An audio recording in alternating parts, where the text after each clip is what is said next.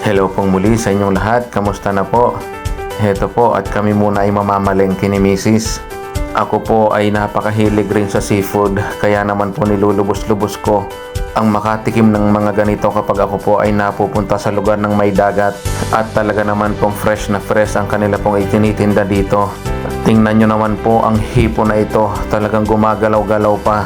After po naming mamili ay heto po at on the way na kami pabalik sa apartment. Yo, my bread! May seafood!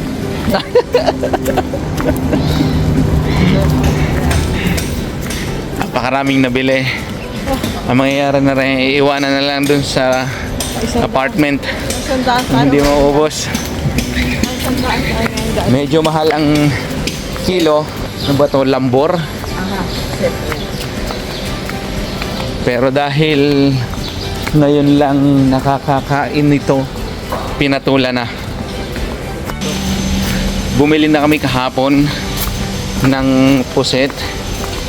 At dahil nasarapan kami, so ito, bumili ulit kami ngayon.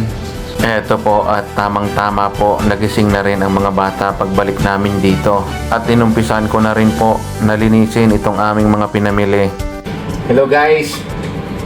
Ginagayat na po ang biniling pusit. Grabe yung kutsilyo. Matalas pa ang paningin ko.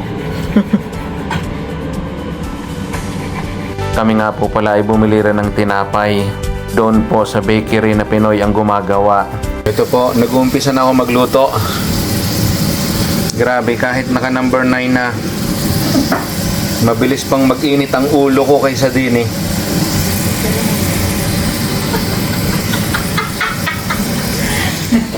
Ang tanong mo, ulo saan?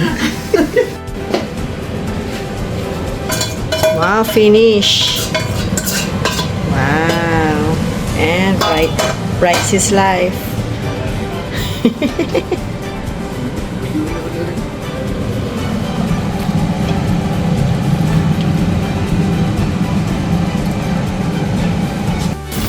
Ito naman po ang second menu. What's that, Daddy? It's not sika. Halaan. Where's the halaan?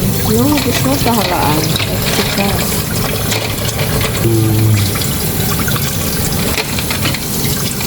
Halaan nandun pa. Sea snail. At ito naman po ang halaan. Mali ka naman kanina.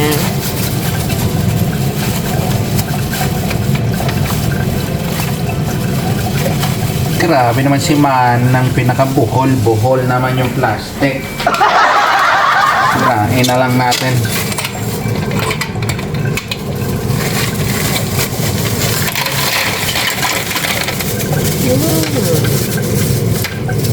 Sarap din yan sa pasta. May ano pa ako. May white wine pa dyan. At ito na nga po ang second menu. Naluto na.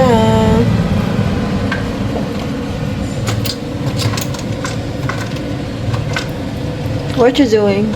This is my favorite. Really?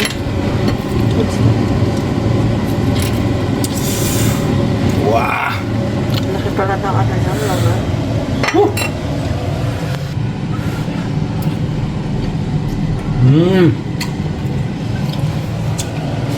Tikman din natin ito. Kaya terrain.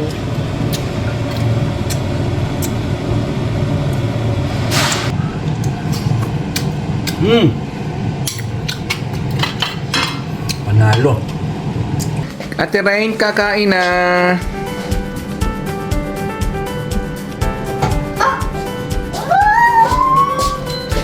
Yummy! Wow!